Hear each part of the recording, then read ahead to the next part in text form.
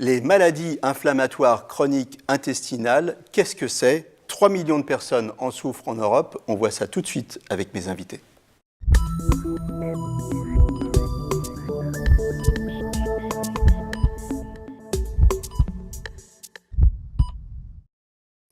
Avec moi sur le plateau, Anne Buisson, vous êtes directrice adjointe de l'AFA Crohn RCH France, c'est une association, on va y revenir tout de suite, et le docteur Philippe Pouletti, vous êtes président d'Abivax et DG de Truffle Capital.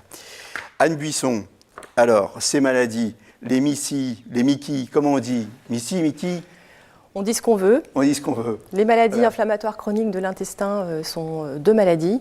La maladie de Crohn et la rectocolite hémorragique. Et puis, vous disiez, il y a 3 millions de malades en Europe et il y a en France 250 000 personnes qui souffrent de ces, voilà, de ces et maladies. C'est pour eux que vous avez fait cette association. Tout à fait. Ce sont en général des jeunes gens qu'on diagnostique entre 15 et 25 ans. Et c'est vrai que nous, en tant qu'association unique nationale de patients, notre objet, c'est de lutter contre ces maladies et puis d'avoir effectivement plusieurs missions. Donc, qu'est-ce que vous faites alors? Alors, la première mission, la recherche. Alors, effectivement, financer la recherche à travers bien sûr, partiellement, à travers un comité scientifique qui évalue des projets de recherche qu'on souhaite originaux. Et puis, on fait partie aussi de différents projets de recherche européens. On fait du lobbying aussi un petit peu. Alors, on souhaite être représentatif et représenté effectivement dans les institutions de santé. Et on souhaite aussi que ces maladies qui sont quand même finalement assez peu connues, bien qu'assez fréquentes finalement, soient des priorités de santé publique parce qu'elles ont un impact majeur dans la vie des patients. Alors, donc, important aussi, donc l'assistance aux familles, l'assistance aux patients. Alors là, les patients, vous faites plein de choses. C'est un peu le cœur de notre sujet, on est de notre objet et donc vous êtes présent avec eux à tous les instants, au moment du diagnostic? Alors, ce qu'on souhaite d'abord, c'est les informer, parce qu'on pense qu'effectivement, les patients, les familles, quand elles sont informées, ont déjà une forme de maîtrise quelque part de leur maladie. Et puis, bien sûr, les informer et aussi les accompagner, puisque tout au long de cette maladie, qui est donc une maladie chronique, il est important d'être là au quotidien pour essayer d'alléger un petit peu l'impact de la maladie au quotidien. Donc, on a un certain nombre de services, en particulier, puisque ce sont... Vous avez des services originaux, on va en parler. Par exemple, vous avez un service de géolocalisation pour les toilettes. Alors, on parlera peut-être quand même des symptômes aussi de ces maladies, puisque ce sont des maladies digestives et dont les symptômes sont des diarrhées impérieuses, souvent et assez fréquents dans la journée. Donc, c'est vrai que pour alléger un petit peu le quotidien des malades, ce qui est important, c'est qu'ils trouvent assez rapidement des toilettes. Et donc, on a une application qui géolocalise effectivement les toilettes. On a aussi une carte urgence toilettes qui permet de faciliter l'accès aux toilettes auprès des cafetiers, des commerçants, quand ils ont des toilettes à disposition. Voilà, ça c'est quand ils ne veulent pas en fait, que les toilettes soient utilisées par des gens qui sont autres que leur clientèle.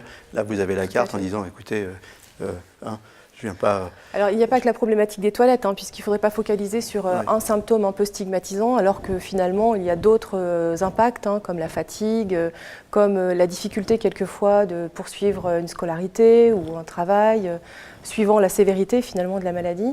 Et donc là aussi, à ces instants-là, on a un certain nombre de services, une diététicienne qu'on peut effectivement joindre dans la semaine, une assistante sociale qui permet de connaître ses droits. Et puis, on sait aussi que ce qui est important, c'est que les malades aiment bien savoir et se situer dans leur maladie.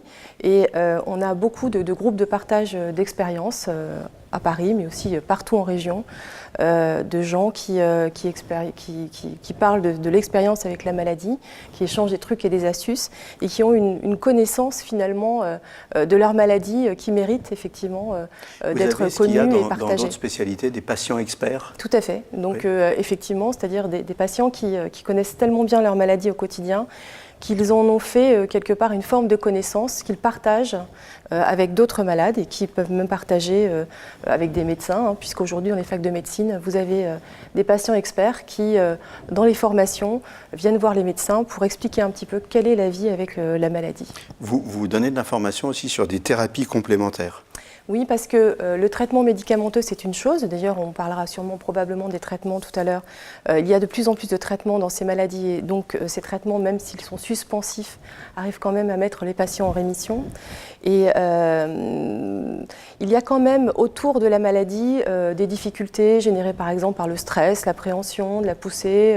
La fatigue aussi est assez persistante même en dehors des poussées de la maladie. Et pour ça, on a un certain nombre de modules d'activité, d'activité physique, de relaxation, qui permettent finalement de recourir aussi à des méthodes, des techniques qui sont plus douces pour pouvoir mieux gérer au quotidien, mieux aller, être dans un mieux-être au quotidien la maladie de Crohn ou la rectocolite hémorragique. Donc c'est important.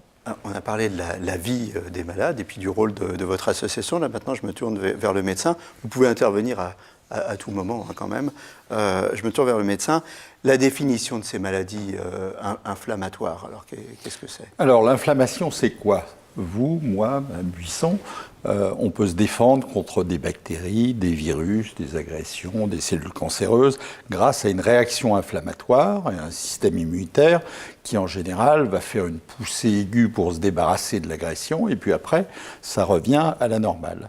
Mais dans certaines maladies comme la rectocolite hémorragique, la maladie de Crohn, mais aussi la polyarthrite rhumatoïde qui touche les articulations, le psoriasis qui touche la peau, eh bien ces réactions inflammatoires deviennent chroniques. Il n'y a pas le frein naturel qui va les ramener à la normale. Et au lieu de combattre des bactéries ou des virus, cette réaction inflammatoire va attaquer nos propres cellules. Dans le cas de la maladie de Crohn, c'est la muqueuse du rectum, du côlon, qui va être attaquée dans la rectocolite hémorragique. Maladie de Crohn, c'est d'autres zones de l'intestin. Polyarthrite rhumatoïde, ce sont les articulations. Alors, la situation des malades, justement, aujourd'hui, par rapport à ces maladies chroniques, parfois invalidantes, oui.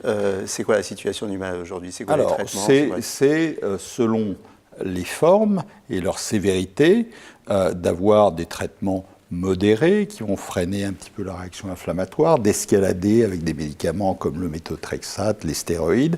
Mais malgré cela, eh bien, beaucoup de malades ont des maladies chroniques et invalidantes. Et à ce moment-là, il faut passer à d'autres médicaments. Il y a une révolution il y a 10-15 ans avec les anticorps monoclonaux, notamment anti-TNF.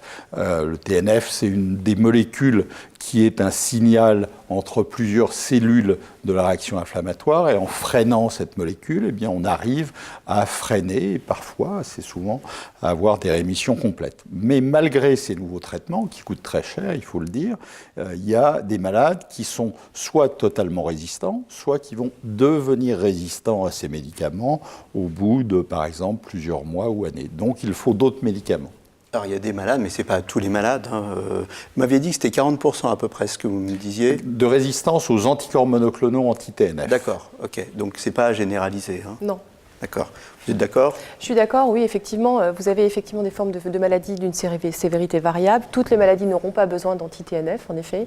Mais ces anti-TNF, qui sont un mécanisme d'action, effectivement, peuvent avoir à un moment donné oui, une inefficacité qui fait qu'on est obligé de passer à un autre traitement avec un autre mécanisme d'action. Alors vous travaillez en ce moment. Alors, on va prendre toutes les précautions d'usage pour ne pas donner des faux espoirs aux gens, pour ne pas leur dire que ça va être un traitement miracle qui est disponible demain en pharmacie, mais vous travaillez sur un nouveau principe en ce moment, et ça s'appelle, alors c'est un nom un peu barbare, c'est l'ABX 464, mais cet ABX 464 qui est actuellement en phase d'essai 2B, donc c'est déjà quand même assez avancé, c'est quoi le mécanisme? Comment ça fonctionne? Alors avec Abivax et en collaboration avec le CNRS, on a commencé il y a 10 ans ces travaux de recherche, on s'est intéressé à un nouveau mécanisme dans la réaction inflammatoire et notamment de induire un frein naturel de l'inflammation. Je vous disais tout à l'heure que la réaction inflammatoire, elle doit pouvoir se produire, il faut la freiner. Donc, avec Abivax et nos équipes de R&D, on a regardé comment stimuler ce frein naturel.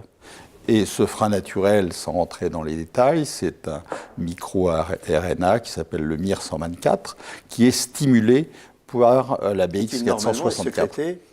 naturellement par l'organisme. Et c'est lui qui, en fait, si c'est- j'ai bien compris, on a une inflammation, on se défend. À un moment, l'inflammation doit stopper. Exactement. Le MIR 124 est sécrété naturellement par Voilà. l'organisme et ça stoppe Et l'inflammation. le MIR 124, il va dire aux différents On va dire, soldats ah, de ciao, l'inflammation, voilà, on ça y arrête, est, les gars, c'est rentrez fait, chez vous à la arrêtez. caserne. Sauf qu'il ne le dit pas tout le temps. Sauf Et que là, vous lui il le dites, dit pas tout au le MIR temps, 124, et vous lui donc, dites, allez, on pousse le MIR 124 faut aller en porter disant, le message. Il faut aller porter le message.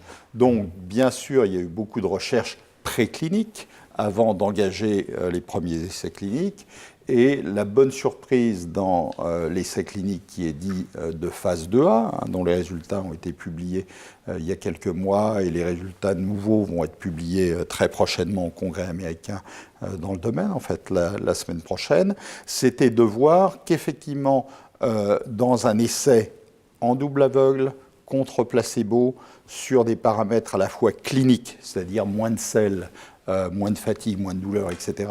Des paramètres endoscopiques, c'est-à-dire on va regarder la muqueuse avec un endoscope pour voir si elle est inflammatoire ou elle est saine, et sur des paramètres biologiques, parce qu'il y a des marqueurs de l'inflammation, eh bien, il y avait une efficacité que les cliniciens spécialisés dans le domaine ont jugée impressionnante. Maintenant, avec prudence, il faut dire, c'est 32 malades, c'est un premier essai, mais c'est très encourageant, et c'est pour ça que le Canada, par exemple, et d'autres pays ont l'autorisation d'entamer l'essai de phase 2B. L'essai de phase 2B va consister sur un beaucoup plus grand nombre de malades, là encore un essai contrôlé en double aveugle, à évaluer la meilleure dose. C'est un médicament facile à en prendre, une gélule par jour. C'est une gélule par jour. Une gélule par jour, soit à 25, 50 ou 100 mg, et avec un suivi des malades qui va aller jusqu'à 2 ans. Ce Et bien sûr, en médicament, dehors de l'efficacité, Il stimule le MIR 124, mais il stimule que le MIR 124. Il y a des effets secondaires ou c'est spécifique du MIR 124? C'est une très bonne question. Le mécanisme semble effectivement très spécifique. Maintenant, il faut être prudent parce que la bonne tolérance d'un produit, ça se juge bien sûr dans des études de toxicité chez l'animal avant de commencer chez l'homme, mais vous pouvez avoir parfois des effets secondaires que vous ne verrez que chez un malade sur 100, 200, 500. Donc à ce stade, on peut dire que les résultats sont prometteurs et encourageants, mais en aucun cas de dire que le développement est finalisé. Anne Buisson, votre association, elle se tient au courant de la recherche. Fait. Vous la connaissiez Les malades ouais. connaissent évidemment cette étude, et nous-mêmes dans les congrès, on a ramené déjà ces nouvelles des congrès, en particulier européens. Donc effectivement, on attend de voir comment ce sera sur plusieurs patients et surtout la phase 3. Centaines de patients. Voilà. Écoutez, moi je dirais, on attend et on espère, pour les patients que tout se passera bien, parce que beaucoup justement espèrent par rapport à ces maladies. Merci à tous les deux d'être venus sur le plateau. Anne Buisson, je rappelle le site de votre association, c'est www.afa.asso.fr, et Dr Pouletti, on espère que ça va rapidement changer la vie des patients. Merci beaucoup à tous les deux, à très bientôt pour un nouveau numéro, et d'ici là, portez-vous bien.